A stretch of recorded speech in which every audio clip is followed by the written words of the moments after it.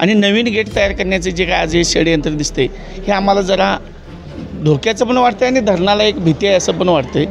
ते power house बंद आहे आणि नवीन काय ते उद्योग चालला आहे त्याला आमचा थोडा विरोध आहे. आम्हाला सर्व राधानगरीवासियांना या गोष्टीवर आम्हाला त्यावर विरोध आहे आमचा. टेक्निकल बाबी समजून घेतल्यात असं जे ते म्हणतात त्यावेळी आम्हाला त्यांच्या प्रश्नावर जरा शंका येते. कारण 2019ला जे जुने गेट होते जे आपण पाणी साईडनं काढतो ते 5 गेट त्यापैकी 2 गेट ते पॉवर हाऊससाठी वापरतात. 3 गेट जे शिल्लक आहेत त्याची डागडुजी न झाल्यामुळं ते गेट तसेच आहेत, त्यांचा वापर नाही काही नाही. जुनं पॉवर हाऊस बंद आहे तो पण विषय वेगळाच आहे आणि नवीन गेट तयार करण्याचे जे काय आज हे षडयंत्र दिसते हे आम्हाला जरा धोक्याचं पण वाटतं आणि धरणाला एक भीती आहे असं पण वाटतं.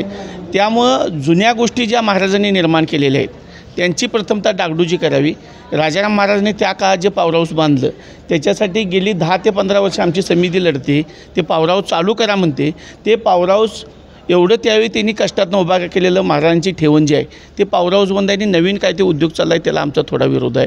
कारण जुन्या गोष्टी जपणं हे आपलं सर्वांचं कर्तव्य आहे. ते इथं कुठेतरी कमी वाटतं आहे आणि हा आम्हाला सर्व राधानगरीवासियांना या गोष्टीवर आम्हाला त्यावर विरोध आहे आमचा. आविष्कार इन्फ्रा तुम्हाला देत आहे विविध लोकेशन्सवर NA प्लॉट्स आणि प्राईम फ्लॅट्सचे प्रोजेक्ट्स.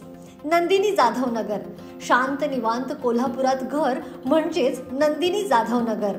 मल्हार रामगिरी, तुमच्या स्वप्नातील बंगल्याची पहिली पायरी. मल्हार रामगिरी हातकणंगले. पॅनोरामा हिल्स आंबा, सह्याद्रीच्या कुशीत निसर्गाच्या सानिध्यात तुमचं स्वतःचं farm house. Padmavira city Jaysingpur, एक आधुनिक लाईफस्टाईल देणारा 1 and 2 BHK होम्सचा प्रोजेक्ट.